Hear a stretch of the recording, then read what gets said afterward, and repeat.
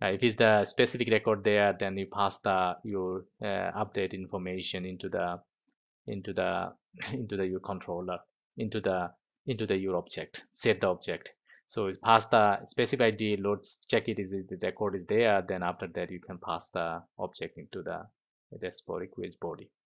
So delete, very simple, you pass the ID, the specific record ID, and then path variables, and then delete function that's we already implemented, and that's all. So that means this is the controller that's we need. We define our controller own service implementation. We define our own controller. That means you have all control for implementation. For other case, we did only, you see the only one controller is there.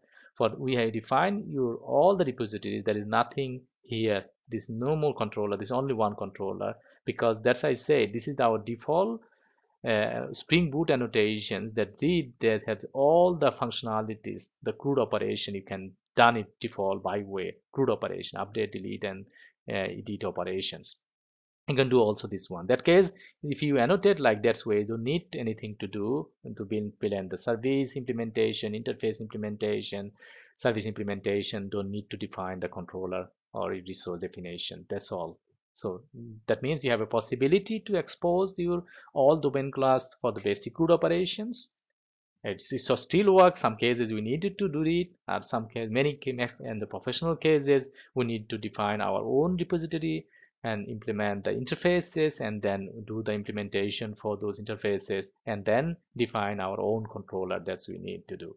So that means we cover configuration, models, repository definitions, service and service implementations, and then controller definition. That's all finished, is done. So our implementation part is done. So now what we need to talk about a little bit how can you configure our complete projects, the externally configuration with the Spring Boot profiling.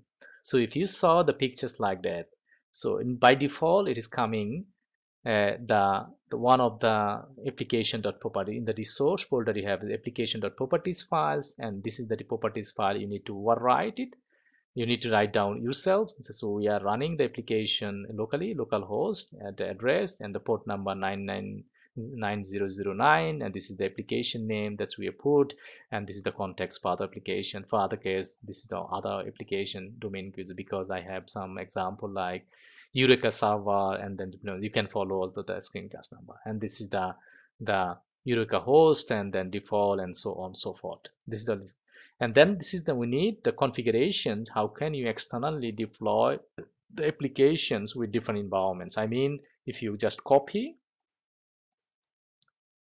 and just paste. My Eclipse is really slow. So we just put it here. We try to deploy the application. This we put it like a prefix dev. That's I already said, dev environments. And then also you try to deploy the applications, the paste.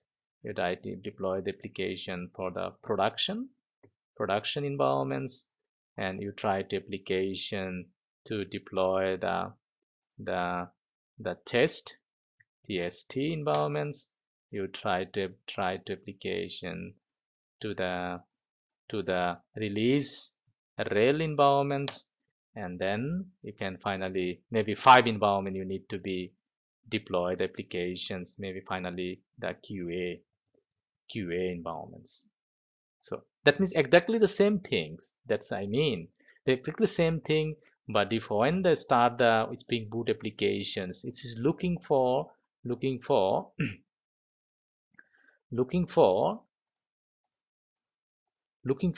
the default one, the application.properties files. If is default means in development environments.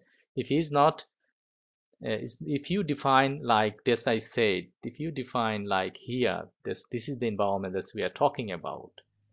If you define like, if you have the dev environments, it has a dev. We are trying. If you are trying to install the machine in the dev environment, just change the dev. If you try to install the production environment, that the production environments, and then you need to change necessary the port address and then database information. If you try to install the application test environment, just you need to be change the prefix. So we just change the dev environments, and save it, and that's all.